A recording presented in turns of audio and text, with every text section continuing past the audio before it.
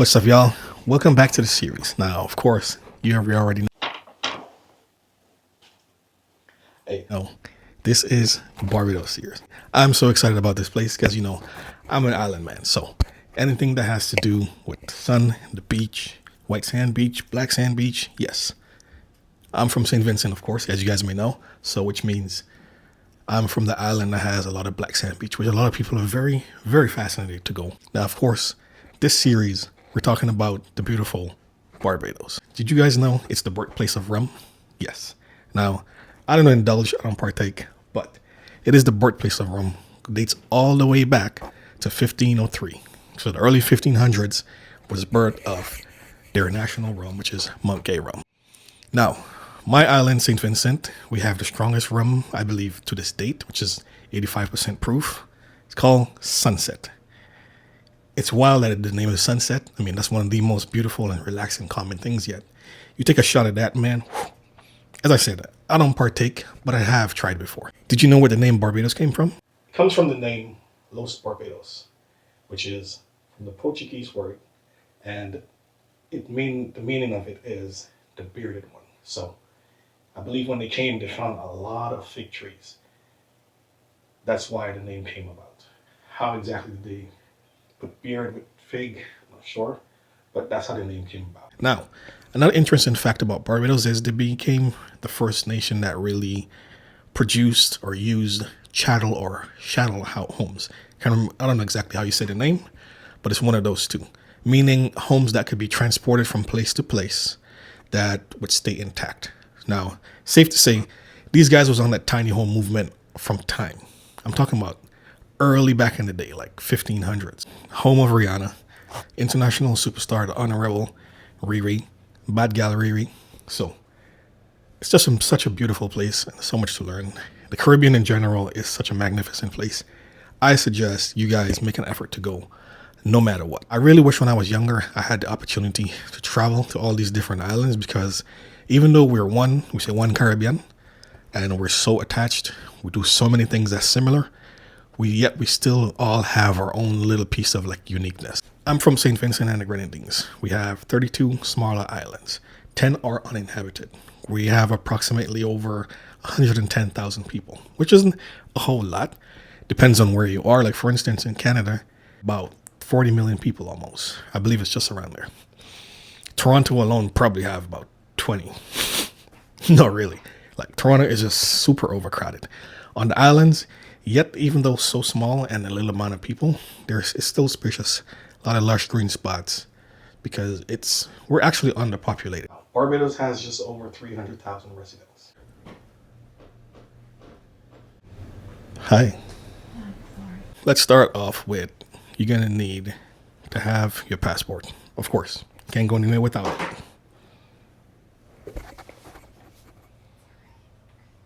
Excuse me.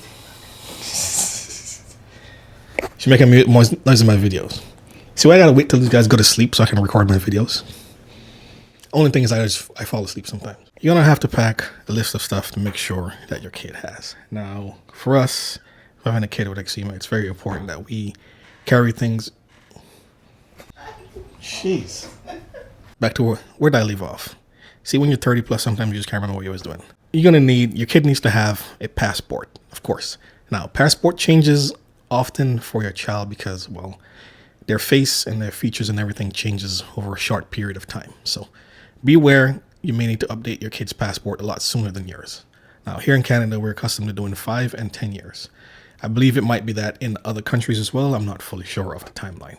So be aware of that. If your kid is traveling with one of the parents, it's important that you do have a signed letter from the other parent just for safety measures. They may ask, they may not, but just in case. Because, you might run into a situation where two parents may have a fight or a disagreement or maybe separated or something like that.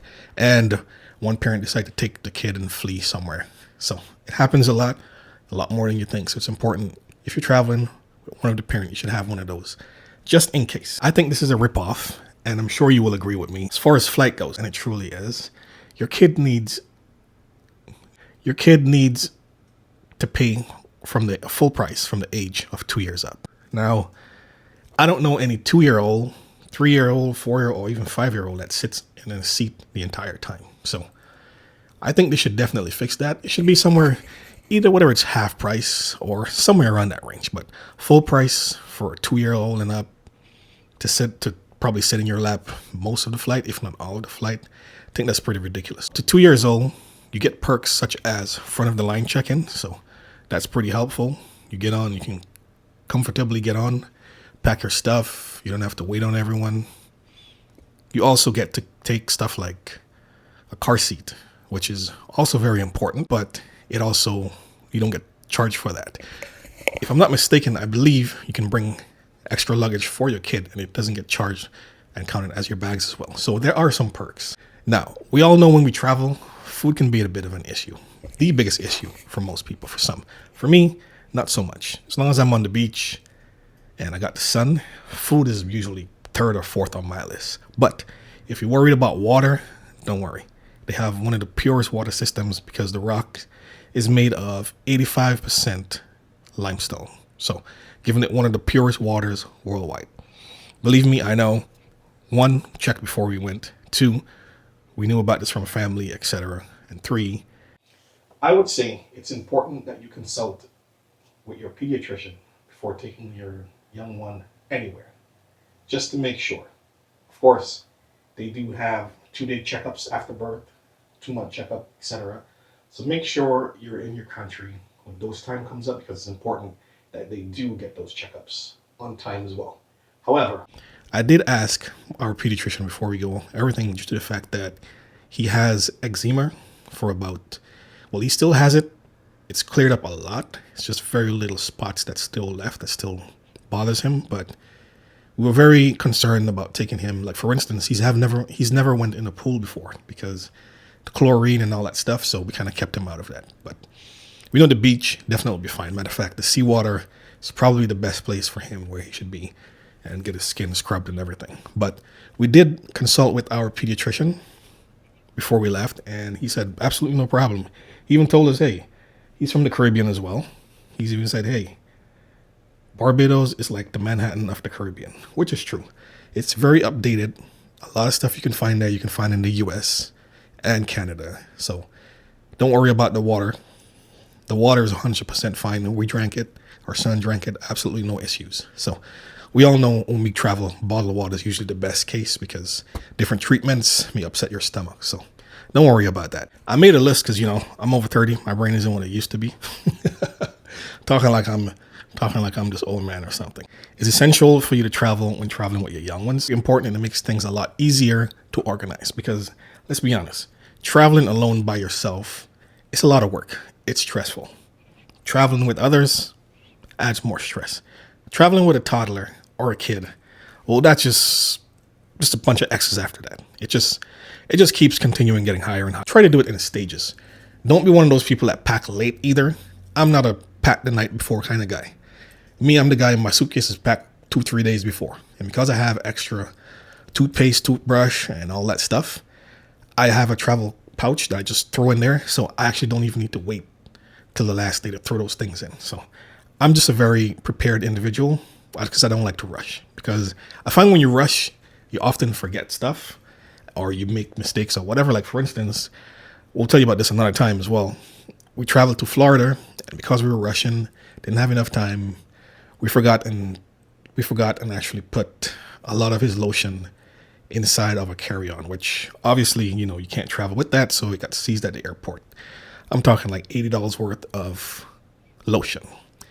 It's not even about the money. It's the fact that we got $80 of lotion seized. And when we get there, now we have to go and find somewhere to find stuff that he can use on his skin to keep his skin moisturized. So that was a bit of a problem. So now we know for sure. Try and do that stuff before. That way it makes it a lot easier. So let's see what I came up with. Now, you're going on the plane, of course, the air pressure difference really bothers the ears. Now, me as an adult, I've traveled a few times and it still bothers me. So I actually have to use over-the-ear headphones. Earbuds I've tried didn't work too well, but I also looked up, someone said you can put cotton buds in your ear and chew gum. It did help a little bit. Now, it will bother your kid most likely. So If your kid's still breastfeeding, it's very helpful if you do breastfeed them at that moment. It did help. It did help a lot with him, but he also had over-the-air headphones, and just put a bit of cotton bud, just right in the top. Don't force it in the air because you don't want it to slip in their ear.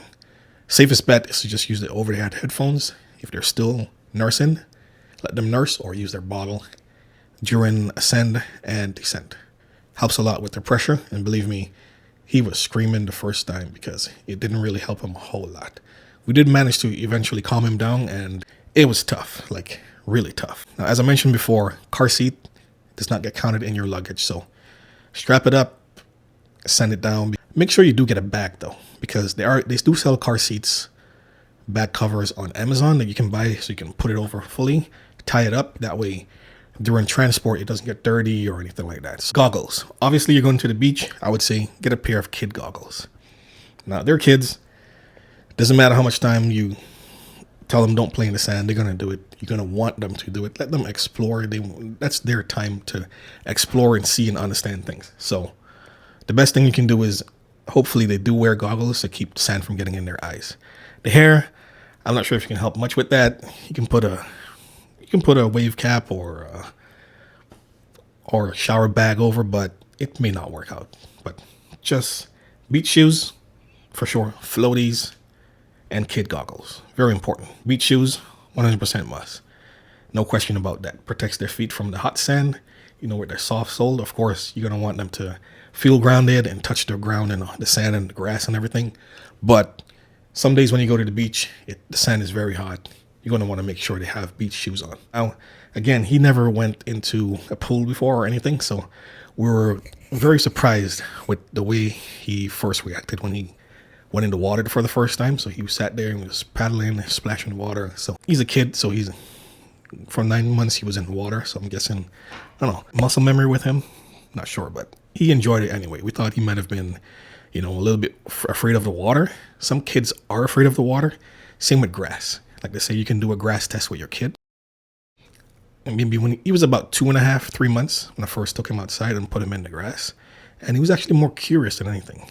He was touching, the petals on the grass outside, and we had no problems with him with that. One thing I love about him is he adapts just about anywhere he goes, and that's why it's important that you do expose your children to a lot of different environments, people, areas, scenarios, etc.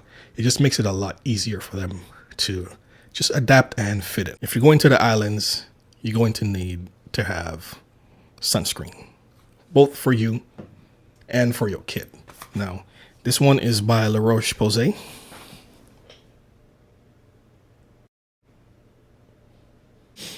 Now, I got to give a shout out to La Roche-Posay. Hopefully, we do get to work with them someday, because I tell you, I got to make a separate video on this, because having a kid with eczema is tough. Like, they scream, they scratch, they dig their skin up. There's no comfort in them because their skin is just completely scratching, and they don't know what to do. And you as an adult, with all your knowledge and years, no matter how much research you do, there's nothing you can do. Believe me, we've tried changing clothes, style of clothes, type of clothes, material. We've tried different temperatures in the house. We've changed soap liquid, dish liquid, lotion, our lotion, no cologne, no sprays. We use baby products that he uses. To this day, I actually still use like baby lotion and all that stuff, just to make sure there's nothing that can irritate his skin. And that's not a whole lot you can do. You can do a whole lot of tests. There's not much that you can do sometimes. So now the problem is you're unable to do an allergy test until the kid's 2 and over. Now you would think allergy tests, okay, it's not so bad, but with the stats being about 1 in every 3 to 4 kid having an allergy of some sort in North America, the list is extremely long. So even after we booked the appointment, maybe he was about 1.5 years. And I think it was still a couple months after he turned 2, we're able to get that appointment. And then they do that appointment 1 year later. So what they'll do, they'll have a series, maybe about 5 or 6 different items. That's common with allergies for children, and they'll like put it on their skin, and you would see the reaction. Now, so for him, he's allergic to both eggs and peanuts, tree nuts, peanut butter. So people are always like, eggs? Yeah.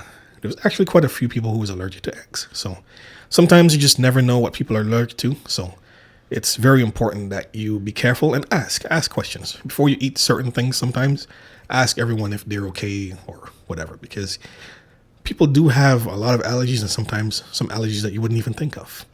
I've never heard of anyone allergic to eggs until my son. Again, growing up in the Caribbean, we don't really know anything about allergies because most people don't have allergies. It's not a common thing for us. We just eat anything and usually we're fine. But contributing factors is, of course, in Canada and America, you're talking about the food, the preservatives, all the additives and all that stuff, the weather. So it's a bit of a challenging thing to, pinpoint exactly what is it. So if we've checked the water, now in the area that we do live, the water is hard, but it wasn't like hard water that would affect his skin. So you gotta think about using distilled water for showering.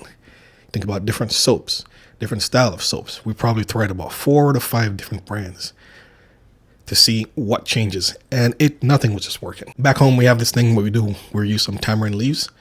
One of our family brought it up for us. We tried it helped a little bit, but not a whole lot of difference. So over time, it just got a little bit better, but it didn't get better without the help of these two right here. Here is Aqua.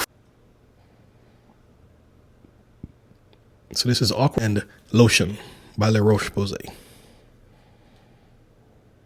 When I tell you, these two did wonders. And of course, as I was saying, the sunscreen by La Roche-Posay. Now, La Roche-Posay is one of the top recommended in Canada, extreme dry skin and eczema. So if y'all are listening out there, anyone on Team La Roche-Posay and Aquaphor, thank you guys, like truly from the bottom of our heart, because for a year and about 8 months, it was difficult. Bedtime, sleep time, especially if you start sweating, if it's hot outside, it was very difficult because the screaming would be agonizing and you feel so helpless as a parent because you can't do anything. You don't know what to do. And nothing you're doing is trying. It just makes you feel so helpless, and almost like a failure, really, if you think about it. Because it's not a whole lot you can do. And to hear your little one just scream uncomfortable, having trouble sleeping, it was tough. Let's put the mic on the outside, because you guys definitely made a huge difference with our kids' eczema. And we hope one day we can work along with you guys, do a collab of some sort, because we're truly happy that we found these lotions. So you guys should definitely check this out. Consult with your pediatrician and your doctor if you or your kids suffer from eczema. I know La Roche-Posay is one of the ones where it sells out all the time, especially when they do the package. It's about $30, $32, where it has one of these and a sample in the box. So this alone is $30, but sometimes they do a special where it's the box with the sample and this on the inside. So they fly off the shelf like hotcakes. So you're heading to Barbados and you want to know some things you should or shouldn't do. Rule number 1, you cannot wear camouflage in Barbados. To avoid confusion, etc., you just can't wear it. So please don't bring it, don't bother, leave it alone. Don't litter, keep it clean, as you would any and everywhere else that you do go and you travel. And it's relatively clean. And you'll find that with about most islands, if not all of them. We take pride in keeping clean, smelling good, looking good. That's just how we grew up, and it's just a thing. And the older people would say, you can be outside, belly rumbling, like ringing, ain't had nothing to eat for the last 2 days, but so clean, smells so fresh, you would never know. And feeling good as well. Of course, we love to party, so there's a lot of spots that you can go to party. Almost every corner there's a shop or a bar that you can find somewhere any day of the week.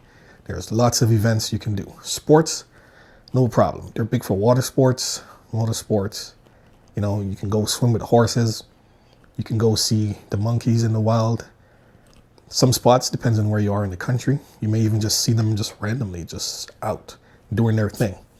You can go to the Island Safari Tour. You can go to Harrison Cave. You can do, which was one of my favorite, which was this tour we actually did for the Barbados Tourism Board. So shout out to them. was the Nicholas St. Abbey tour. So we had the train ride, and then later on after we went and checked out the compound for the house. Now that was a pretty nice history tour. Also, there was like rum tasting as well. Didn't really get into that because I'm not really into that, but it's definitely there and it's cool. They got a really nice, there's a lot of history there, lots to learn. So I do know when I go back, that's definitely one of the places I want to revisit because I just love learning, and there's just so much information there that you probably can't take it all in one tour.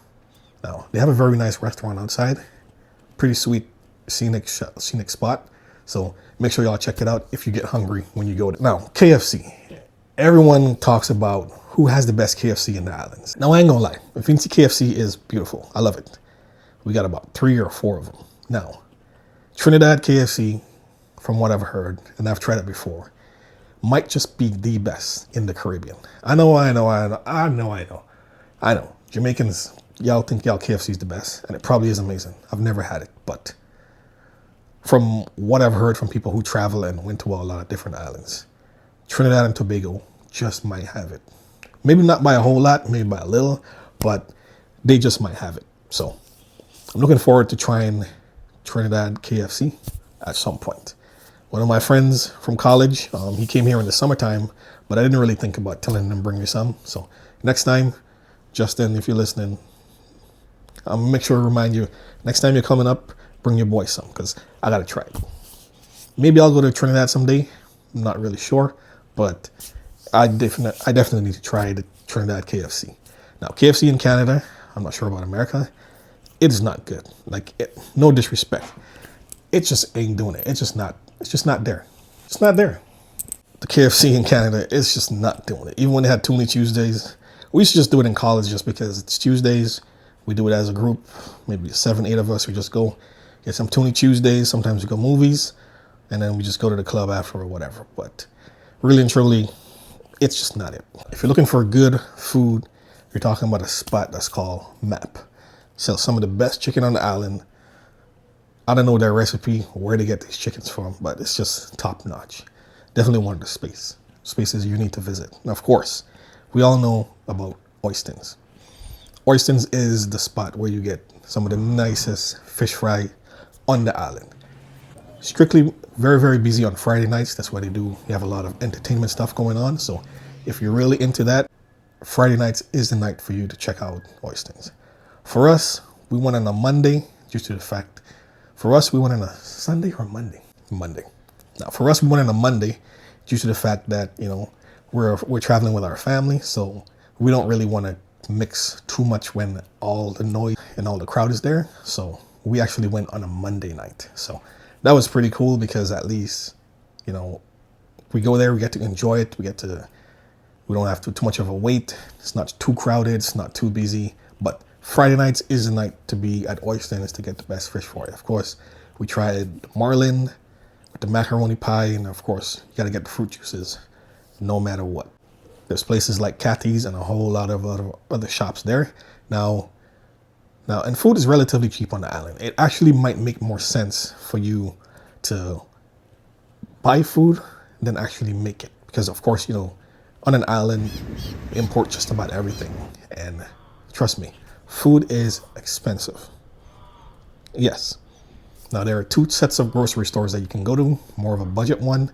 And then you have the main one, which is Massey. Now, Massey is island-wide. I actually didn't realize how much. I actually didn't even realize how much Massey's are there. Now, they're a huge company, amazing company that's in a lot of different sectors, but not just island-wide, but they're also Caribbean-wide as well. Because before I left home in St. Vincent, Massey was one of the top stores, and I believe it is one of the top supermarkets to this day. You can go there, or you can go to, I believe it's Popular discounts, where stuff is a little bit cheaper. It makes a lot more sense if you go there because you find just about the same brands, if not the same thing. Similar products. End of the day, it's how much do you want to spend or the environment that you want to shop in. But really and truly, it's about the same thing. Now, with a wide range of beaches, you almost may never run out of stuff to do. I know. I'll repeat this. You'll hear me repeat this a bunch of times, especially this series. A lot of island people will tell you there's nothing to do. That is not true. It just depends on what you're into. Are you someone who's adventurous? Are you outdoorsy? Do you like to be on the beach? Do you like to go to the beach? Do you like water sports, acrobatics, working out? There's lots to do. You just have to pick what is it that you're into. Now, most people that travel, they go for partying, especially now. I do realize most content creators, when they travel, they almost show the same type of content due to the fact that, well, they go to party, they go to the same tourist spots, etc. Now, for us, being from there, having family from there, visiting there before, etc., or from that type of environment, we're more like locals than anything. So it helps a lot that we know areas where we can go, should go, what time, where to go, certain things to do, and just be able to walk around free, because in general, it's a safe country. I know when I tell people where I'm from sometimes, or they hear about the Caribbean, they ask, well, what about the crime? Well, first of all, there's crime everywhere. Name me one place that doesn't have crime. Maybe the UAE, but that's different. They have certain laws that govern certain things that keeps it that way. But everywhere else, there is crime somewhere. Not that there isn't crime there. It's just not popular. It's just not a thing that's regular. It's just not a thing where people are hurting so bad, or in certain situations where, that kind of gives them an option to do that. Not that it is an option, but for some people it is. Like I always say, crime is proximity based. If you're in a space where certain things are not accessible, given, or you're not allowed to do, it may put you in a position where it seems like that might be your only option, which usually tends to be the case, where some individuals may just go, hey, this is all I've seen, this is all I've known, so this is all I can or I should do. Unfortunately, that's just the reality of things. Most people who commit crimes don't want to. A lot of times they're either pushed to, or they just have that environment. They're just a product of their environment. Doesn't make it right, but that's just what it is. Until we change the environment sometimes and opportunities for people, then there will always be this situation. You may say first world country because you have all this fancy stuff, the latest gadgets and tech. But end of the day, do you really need it? Probably not. And so does Africa. Africa, talking about Johannesburg, Zanzibar, modern day Ghana, New Nigeria. Like, Zanzibar is one of the most beautiful places on the planet. Now, have you ever really checked out Eritrea? Rwanda is one of the most modern and beautiful spots out. And that's why it's important that you do research and you travel to be able to understand and see certain things, because sometimes the images that you see isn't the full reality. It's a scope. It's just a small scope of what's really going on in a certain place. I mean, we're in North America and we still have places where some people don't have running water. So it's very important that you do see through the lens of content creators and also through travel, where in research, that things are a little bit better and not exactly what you may see online. So it's very important. Barbados is one of those places where it's a hub for the Caribbean when traveling. Now, St. Vincent does have an international airport but I believe flights only leave one day or one flight during the middle of the week that goes direct to St. Vincent. Otherwise, most people travel to Barbados and then to whatever island that they're going to, whether that would be Jamaica, Trinidad, St. Vincent, St. Kitts, St. Lucia, Montserrat, Haiti, whatever, wherever you're going. Usually Barbados is the route that you travel, which is amazing. It's one of the most busiest airports you will find. But not to worry, there's lots of food, lots of drink options right there, such as Chafet. Everybody know about Chafet. Chafet, gotta get a roti by Chafet, a chicken roti at that. Get the ice cream. Lots of good options when it comes to ice cream, drinks, etc. Got bakeries and everything right there. So make sure when you go, you try a lot of the pastries, try a lot of the food, and a lot of the fish. Make sure you get a lot of beach and a lot of sun in. Of course, when we touch down, one of the first places we do go is the beach. One of the closest beaches to us, Brandon Beach. Now, Brandon Beach is a cool spot. Very spacious, very clean, and it's easy to get to. As I touched on earlier, you have to pay full price for a kid. Now, we traveled before he was 2, so of course it was free. Got the early check-in, got the extra luggage, didn't have to pay for him. But again, After 2 years old, you have to pay full price, which again doesn't make sense because even though he was under 2, he spent maybe about half of the flight going back and forth across the aisle with his grandparents to us. Grandparents to us. Sometimes he would watch a little bit of show. I know. For the parents, again, I'm never the guy to tell you what to do, but for the parents who like to say, don't give your kids a screen or tech, believe me, you might want to do this for airplane ride. Because he watched some of the shows. Now, flying from Toronto to Barbados, you're looking at a 5-hour flight. He probably watched about an hour, maybe 2 hours worth of TV. In other words, for the next 3 hours, he spent running back and forth from aisle to aisle. Sorry, 2 hours of screen time. 2 hours, and that's not consistent. That is him watching 5-10 minutes, get up, hop over to the next aisle where grandma and grandpa is. Back over to us. Watch a little 10-minute. Watch a little 10-minute. Now, we spent most of the flight trying to keep him in the seats. Again, hence the reason why I think it's very bit of a ripoff for your kid 2 went up or whatever to start paying a full price for a flight because they'll never really sit in their seat. I mean, they're a kid. How many kids can you really keep still and keep grounded and keep seated in one place? They want to explore. Their mind is going. They have too much energy. Especially for him, he's very active and want to explore. You can't keep him there. Of course, you try to keep him there, he's just going to scream. That's another whole other problem. But it's worth it. We're not going to complain. We're going to do it because it's important that your kids do get to travel and see and do things, especially from a young age. Expands their mind and their knowledge as well. Now, of course, if you're a content creator or just in general, you want to, be able to capture some beautiful family memories, you're going to want to bring equipment, of course. Cell phones are super and great and they're amazing these days. They take great pictures and beautiful videos, but you may run into the issue where you may take so much photos and videos, you don't have any space on your phone. So that's why it's important that you do get a camera. Even if it's just an action camera, let's be honest, action cameras take some amazing photos. So they take amazing photos and they're really great for videos. Most important thing about them is you can take them anywhere. So of course, I took my GoPro at the time. I had the GoPro Hero 10. Great 5.1K video, up to 120 frames per second. Like just beautiful, clean. I even took some photos with it and it came out amazing. I was able to take it to the beach, no problem. Didn't have any issues with overheating, recording anything under about 30 minutes. When you're about the 40-minute mark, you might be pushing it. So definitely an action camera you definitely need to take. You might want to take a little tripod to take certain spots, certain shots when you go maybe do some of the tourist attractions where you can get some beautiful spots. Now, the next time we do go, I am going to be taking a drone. So look out for some beautiful area shots by us because I already got some stuff planned. So y'all going to want to stick around.